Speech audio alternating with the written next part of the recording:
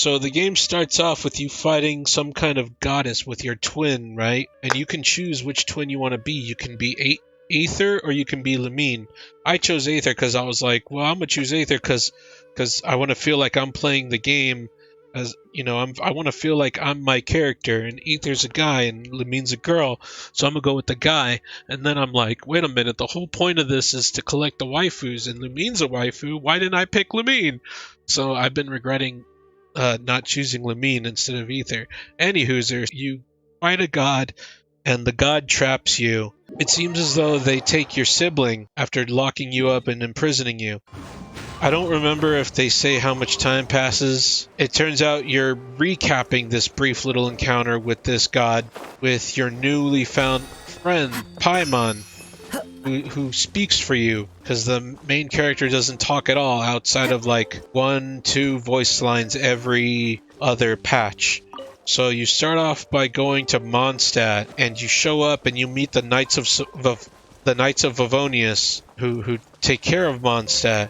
And you find out that a god dragon of theirs is acting all weird, and you're like, what the fuck, god dragon? Why? What are you doing? Why are you an asshole? And you find out that it's being possessed by some kind of evil thingamajig. Some kind of evil is corrupting it. What kind of evil? I don't remember. But then you meet a bard, right? And the bard's like, hey, what's up? How you doing? The dragon's my brother. And you're like, what the fuck? And it turns out that the bard is the god of wind.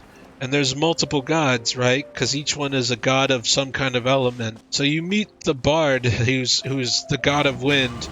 And he's just a bard, right? He takes his time. He spends his time singing and getting drunk, which, you know, fuck yeah, brother.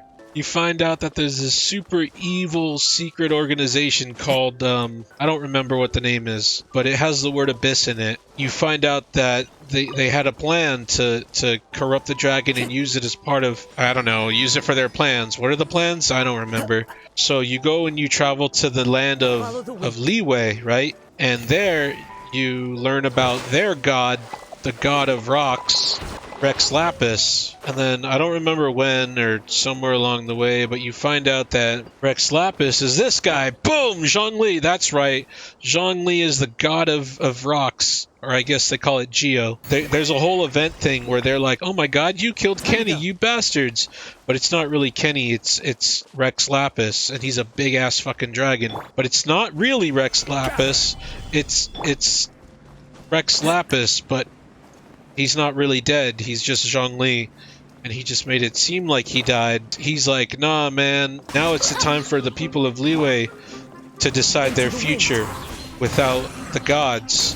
Without me, so they can take care of themselves, kind of thing. You gotta try and prevent them from stealing his gnosis, right? Oh wait, hold on, let me rewind a little bit. So after you save the god dragon that's the bard's brother, you find out that there's another organization called the Fatui, who are the bad guys, and they have some kind of super secret evil plan. They need to steal the gnosis. The gnosis is like, you ever see Supernatural? How the angels have their grace and that's the source of their power, their godly power? Well, that's the same thing, right? The gnosis are like the archon's power, or the archon's divine grace. At least that's my understanding of it. I could be wrong, but shit. You meet Senora, right? She's super hot, super deadly. She could kill you with the glance. My kind of woman. This is just a human, right? She's just a human. She freaking gut punches the shit out of the god of wind and steals his gnosis. She just punches him right in the gut and steals the gnosis. And that's how they get that one. Fast forward to what I had said, which I don't remember what I had said. But anyway, you gotta try and prevent the Fatui from getting the gnosis from Rex Lapis.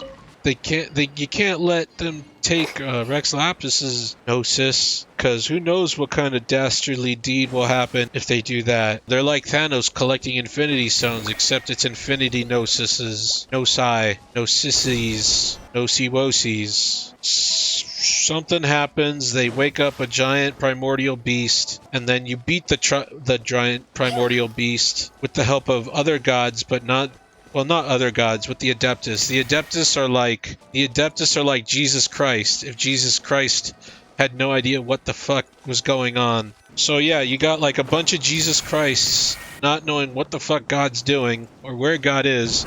They're just like, fuck it, let's just, I guess, save these motherfuckers. And they do, but they do it without the help of God, and God's like, see, they didn't need me. They can survive without me. Cool. However, if they really need me, then I'll be there for them. Not like how they really needed me now and I wasn't there for them, but, you know, that's two. That's two infinity gnosises that the Fatui have. So now they gotta be like, alright, well, let's go to Inazuma, the land of lightning, with the lightning archon. And then you get to Inazuma and you find out that, like, oh, hey, bing bong, you can't use your vision. And what the vision is like their power, right? It's like their Mighty Morphin Power Ranger power that gives them the elemental stuff. So the god of lightning, Raiden Shogun, also known as A, she's like, oh, vision hunt decree. I'm hunting everyone that has a vision. And take their vision, but it has a real bad side effect when you take someone's vision. A vision is a representation of someone's like willpower, so if you take that away, they could become real empty shells of themselves. Not unlike how I'm feeling. Ha ha ha. Anyway, by the way,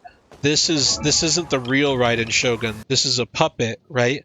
A puppet created by the real Raiden Shogun, who's in a whole separate plane of existence, just meditating and thinking about life and eternity and what's best for eternity in the land of Inazuma. But she's been there for like 500 years or 1,000 years, contemplating what that means. So, whatever, I guess. This one that's right here is a puppet that just is kind of like on autopilot. You know how I have auto mod on the channel, and sometimes it gets triggered for the silliest things, and it's like, no, I ban you from chat, and then I come up and I'm like, no, it's fine, don't worry about it. Same premise, basically. So the Raiden Shogun is auto mod, and I am me. Yeah, that sounds really good. That's actually a really good description. I'm sure anyone who actually pays attention to the story would actually enjoy my description of that. What were we talking about? So, Automod, right? Automod is there. She has this super cool unblockable attack that Kazuha blocks.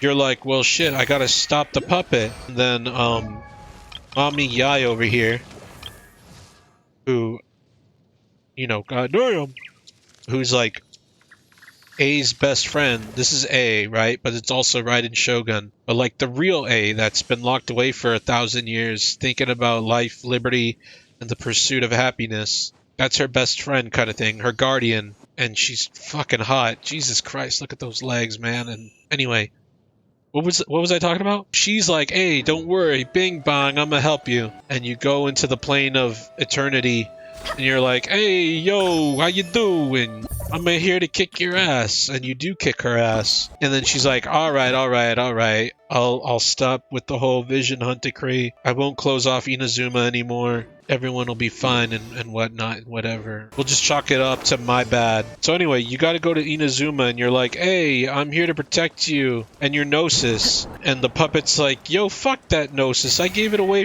to them forever ago. I don't even have that. But then, Senora, the hot mommy that, like, can kill you and one punch the bard, the god of wind, she's like, hey, you know what? We're gonna have some kind of diplomatic argument where one of us has to beat the other. You end up beating her. And then she's like, oh no, I lost. And then the Raiden Shogun fucking one-shots the shit out of her and kills her, full-on deletes her.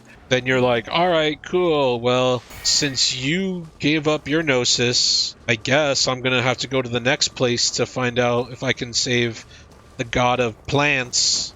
And that's where we are now. Also, somewhere along the line, you find out that your sibling is working with the secret evil group whose name has the word abyss in it, that I don't remember the rest of it. It's 2 words, and all I remember is that one of those words is abyss. And you're like, no, why? What's wrong? And they're like, hey, don't worry, we'll be reunited one day.